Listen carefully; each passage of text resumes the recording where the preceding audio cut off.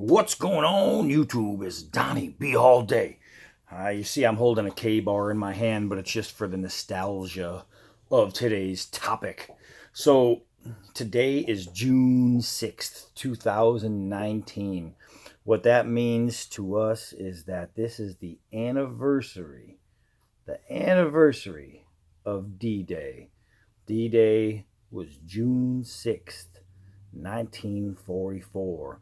That's a long time ago, but it's really not that long ago at all. Um, this is the anniversary when expeditionary forces were led by General Dwight D. Eisenhower. Into France, into Normandy, the beaches of Normandy. This was the day that it all got started. This is a day that we need to, as not even just a nation, but as a planet, we need to remember. It is huge. We call it D-Day, and and it was a secret mission, and it wasn't D-Day to them. To them, it was Operation Overlord. And obviously, when you're talking about the Nazis in World War II, you know who the Overlord was.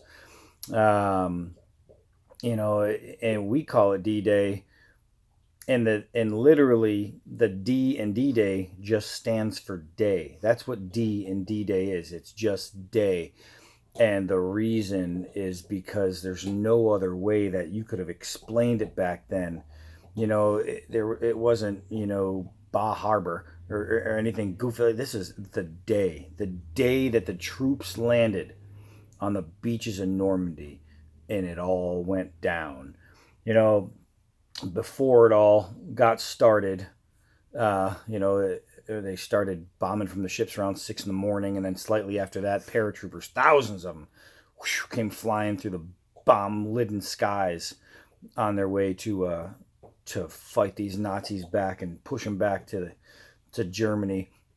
But Dwight Eisenhower wrote to his troops.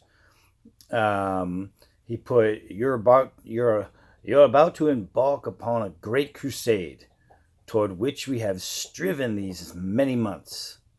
The eyes of the world are upon you.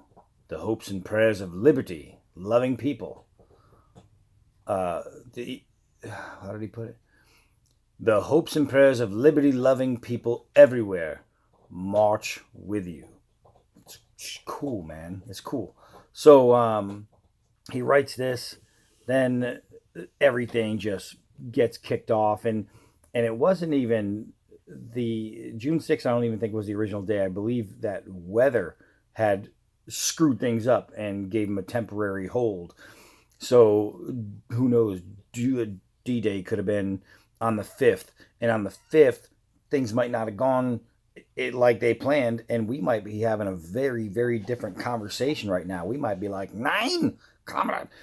So it's the way things happened is what created this day today for us to be alive and speaking English, and the French still being alive and speaking French. Um, it's just crazy. When the troops landed at Normandy, the battle went on for about 3 months. 3 months of constant pushing, fighting, and we literally pushed the Germans back to Germany, like just drove them back, and that's saying something because they were a dominant force. They just didn't realize who was the more dominant force, and even though we were the more dominant force, we still lost about 4,000 American soldiers, and most of them were under 20 years old. The French took a hit. They lost about 20,000 civilians. 20,000 from the German bombings. That's insane. So how do you answer that? What do you do to the Germans? You take out more than 4,000 of their guys. And that's exactly what we did. We went through and we knocked out over 4,000 German troops on our way to victory in World War II. And that was huge. Now, you got to remember that In World War II, 16 million Americans fought in World War II. So today, as it stands right now, there's less than 500,000. Less than 500,000 are left alive, right?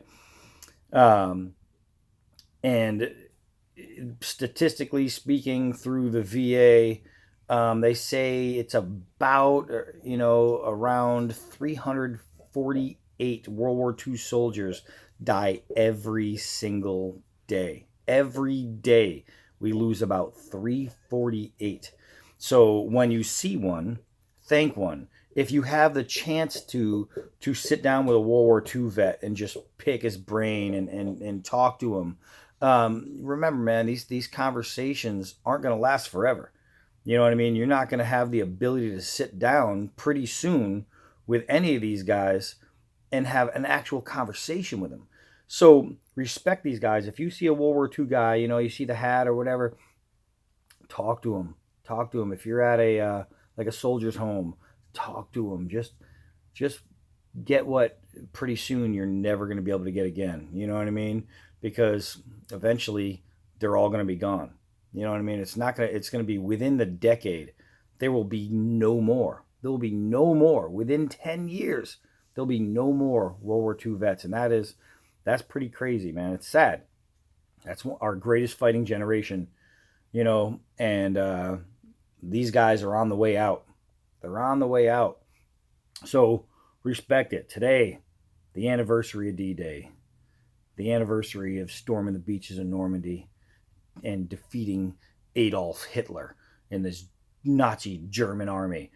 Today is a day that we must remember that and reflect on what happened, but not what is now, because I was very, very lucky enough to serve in Afghanistan along the side with the German army, and some of the greatest guys I ever met in my life were German soldiers, modern German soldiers. These guys were incredible. I got to earn a medal, a German marksmanship medal. It's called the Schützenschnur. You can see it on my uniform when I'm wearing it. It's just a great honor to have served with these guys, and they are not a reflection of that past. You know what I mean? This is a completely different German army. But it's not about that. It's about the men. It's about the men right now who are still holding on, who are still kicking, that need and deserve your respect. So if you see one, thank one. I'm Donnie B all day. Until next video, yeah.